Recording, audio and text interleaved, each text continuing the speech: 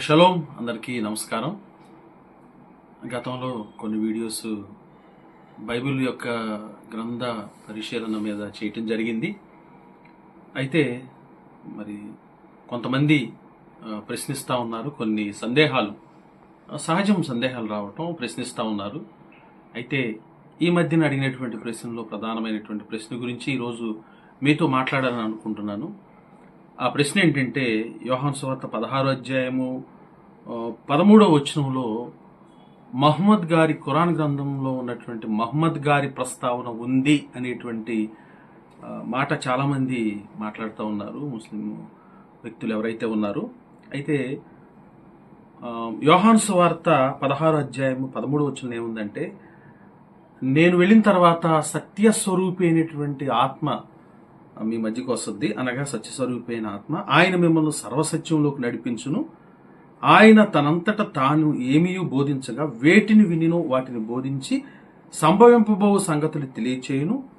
ఆయన నా వాటిలో నుంచి మీకు తెలియచేయును గనుక నన్ను మహింపరచును అనేటువంటి ఆ లేఖనాలను తీసుకుని ఇది మహమ్మద్ గారికి వర్తిస్తుంది అనేటువంటి చెప్పేటువంటి చాలామంది మనం గత కాలం నుంచి కూడా చూస్తూ ఉన్నాము. అయితే నిజంగా వాస్తవానికి ఇది మహమ్మద్ గారికి మ్యాచ్ అవుతుందా లేక పరిశుద్ధాత్మకి మ్యాచ్ అవుతుందా అనేటువంటి విషయాలను మనం పరిశీలన చేయవలసినటువంటి అవసరత ఎంతైనా ఉంది.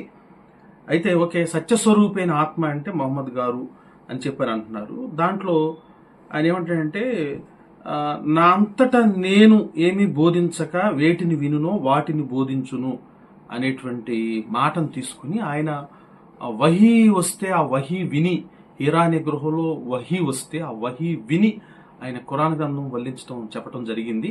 దాని లిఖితపూర్వకంగా తర్వాత రాయటం జరిగింది. కాబట్టి ఇది ఆయనకి మ్యాచ్ అయింది అనేటువంటి మాట మాట్లాడుతున్నారు. యాక్చువల్గా పరిశుద్ధాత్మ దేవుడు తర్వాత కార్యం చేయటం కాదు. మొదటి శతాబ్దంలోనే యేసుప్రభు వారు శిలువ మరణం పొంది తిరిగి పునరుద్ధరణై తిరిగి లేచి వెళ్ళిపోయిన తర్వాత ఆయన ఆత్మ మరి మన మధ్యకు వచ్చి అప్పుడున్నటువంటి శిష్యుల మధ్యకు వచ్చి ఎన్నో వాక్యాలు రాయించడం జరిగింది. అయితే యోహాను సువార్త 22వ అధ్యాయము 8వ వచనంలో ఒక మాట ఉంది. ఏమందంటే, ఆయన యోహాను సువార్త 22వ అధ్యాయం 8వ వచనంలో దేవుని వాక్యం ఏం చెప్తుందంటే, మరియు ఆయన యోహాను నేను ఈ సంగతులు వినినవాడను చూచినవాడును, నేను విని చూచినప్పుడు వాటిని నాకు చూపుచున్న దూత పాదములు ఎదుట సాగిలపడగా వద్దు సుమి అని చెప్పినట్టుగా చూస్తాం. అంటే పరిశుద్ధాత్ముడు దేవుడిగా పిలువబడేటువంటి పరిశుద్ధాత్మ ఈ లోకానికి వచ్చి అనేక మంది అపోస్తుల ద్వారా మరి ఏదైతే వాళ్ళలో ఉండి అనేకమైనటువంటి మాటలు వాళ్ళ దూతల ద్వారా దేవుని ద్వారా విని అనేక సంగతులు రాయించారనేటువంటి విషయం సుస్పష్టమే. కాబట్టి ఈ వేటిని విన్నో వాటిని బోధించిన ఒక్క వ్యక్తికి పరిమితి చేయటం అనేది బైబిల్ సారంగా అది కరెక్ట్ కాదు. తర్వాత ఇక్కడ మాట్లాడుతూ ఏమని అంటున్నాడంటే, ఆయన సంభవింపబోవు అనేక సంగతులు తెలియచేయును. మరి మహమ్మద్ గారు చాలా యేసుప్రభు తర్వాత అనేక సంగతులు తెలియజేశాడు అని చెప్తున్నారు. వాస్తవానికి ప్రకటన గ్రంథంలో అనేకమైనటువంటి సంఘటనలు, అంటే ఫ్యూచర్లో జరగబోయేటువంటి సంఘటనల గురించినటువంటి గ్రంథం ప్రకటన గ్రంథం. కాబట్టి ఆయన తర్వాత 600 సంవత్సరాల తర్వాత వచ్చినటువంటి ఆయన కాదు. మొదటి శతాబ్దంలోనే యోహాన్ గారి చేత పద్మాస్ దీవులు అనేకమైనటువంటి ఫ్యూచర్లో, అంటే భవిష్యత్తులో జరగబోయేటువంటి సంఘటనలు దేవుడు రాయించడనేటువంటి విషయం కూడా జ్ఞాపకం చేసుకోవాలి. తర్వాత చాలామంది చాలా సుస్పష్టంగా అడిగిన ప్రశ్న ఏంటంటే, ఇక్కడ ఆయన అంటే ఆత్మ గురించి మాట్లాడతా ఆయన అని హి అనేటువంటి పదాన్ని ఉపయోగిస్తున్నారు కదా.